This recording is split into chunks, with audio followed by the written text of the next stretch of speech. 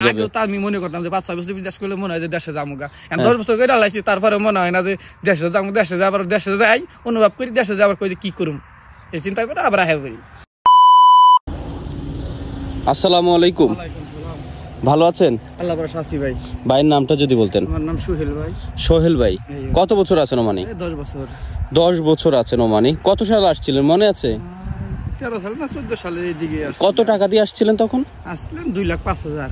2,05,000। এখন কত টাকা লাগে আপনার? এখন তো 3 লাখ 3.5 লাখ লাগে যায়। 3.5 লাখ লাগে যায়। আচ্ছা, এই যে যখন আসছিলেন কি কাজে আসছিলেন ভাই? তো মাজারের কাজে আসছিলাম। মাজার কাজে। দালাল কোন রকম চক্কর বকর ছিল না? লোক নিজে লোকই আর কি। এই যে আপনার পিছনে এত সুন্দর একটা মনোরম পরিবেশ, মনে হচ্ছে বাংলাদেশ। এখানেই কাজ করেন? এই 10 বছর এখানে কাজ করেন এই মাঝরাতে? এখানেই। স্যালারি কেমন ভাই? 120 রিয়াল। আগে দিতে 170 রিয়াল। জি জি জি। প্রথম, তারপরে দিতে 100 রিয়াল, আবার এখানে 120 রিয়াল। 120 রিয়াল স্যালারি দেয় আপনার। এই যে খানাও দেয়। ডিউটি কয় ঘন্টা আপনাদের? ভাই 8 ঘন্টা। 8 ঘন্টা সকালে করি 6টায় থেকে ধরি 12টা তুই। জি জি। 12টায় মনে করেন আবার ফের 3টায় থেকে ধরি 6টা তুই করি, কতদিন 6টার আগে সাইডে দেই এই আর কি। আচ্ছা আচ্ছা, এই যে মাঝরাতে কাজ করেন, বাংলাদেশে কৃষি কাজ আর এই দেশে মাঝের কাজের পার্থক্য কি আপনার কাছে কি মনে হয়? পার্থক্য আমার কাছে কিছু মনে হয় না। পার্থক্য মানে বাংলাদেশে যা কাজ করি এইরকম আর কি। বাংলাদেশে কাজটা রেগুলার করা হয় না, বৃষ্টি কাজ হয়। জি জি জি। এই কাজটা রেগুলার করা হয়। রেগুলার করা হয়। এই যে মাঝরার কাজে সবচেয়ে কষ্টের কাজ কি আপনার কাছে মনে হয়? কষ্টের কাজের মধ্যে গাছটাই কষ্ট লাগে। এই খেজুর গাছে বানিটা কষ্ট মনে হয়। যারা নতুন ইয়াং মানে বাপের হোটেলে খাইতেছে, কিছুই করতেছে না, অনেকে মাঝরা বিষয় আসতেছে চাই, তারা কি পারবে কি মনে হয়? ভাই যারা দেশের কাজ কাম করছে, গাছ টাছ বাইছে, তারা পারবে। তাছাড়া গাছের কাম বহুত কঠিন। কঠিন না? অনেকে আছে দেখা যায় আনলো দোকানে বিষয় বইলে আইনে মাঝরাতে দিয়ে দেয়। বহুত মানুষ দেন না ভাই, ঘুরে জায়গা। আচ্ছা আচ্ছা, এই হলো সমস্যা। এই জন্য তাদের কষ্ট মনে হবে। অনেক কষ্ট হয় আর কি। লেখাপড়া শিক্ষা যারা আসে, তারা মনে করেন বাড়িতে কাজ কাম না করে, তারা আইলে পরে তো কষ্ট পায়। আমরা এই তো নতুন অবস্থায় গাছ তো আর ই করা হয়নি, পরে মানে প্রথমে আপনাদের অনেক কষ্ট হয়েছে, মনে হয়েছে কোথায় চলে আসছিলাম। হ্যাঁ, এই যে সকাল, এখন শীতের সকাল, কাজ করতেছেন, লাঞ্চ কখন আপনাদের? লাঞ্চ তো 12টার পরে। এই যে এখন তো শীত শেষ হয়ে যাচ্ছে, প্রায় গরম চলে আসছে।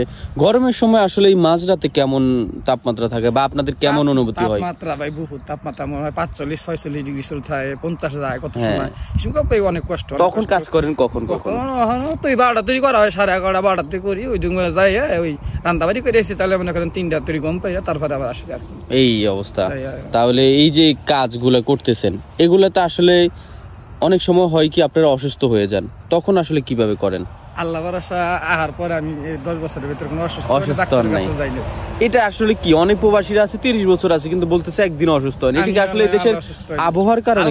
অসুস্থ গ্যাস্ট্রিক ম্যাস্টিকের ওই অসুখ ধরে, এটা বুড়ি টুড়ি দেশ থেকে আনছি ওই খালি জায়গা। তাহলে এই দেশের আবহাওয়াটা অনেক ভালো। বাংলাদেশে তো আজ সর্দি কালে জ্বর, ঋতু ঠান্ডা এরকম লেগে থাকে।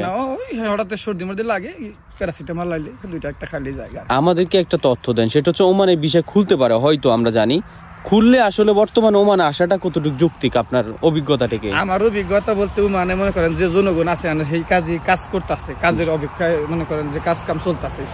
আবার খুলে দিব, তেমন মনে করেন যে আবার ফের জনগণ বেশি হইলে পরে আবার কামের চাপ কমে যাবো, মানুষ আরো হয়রানি শিকার হয়ে যায়।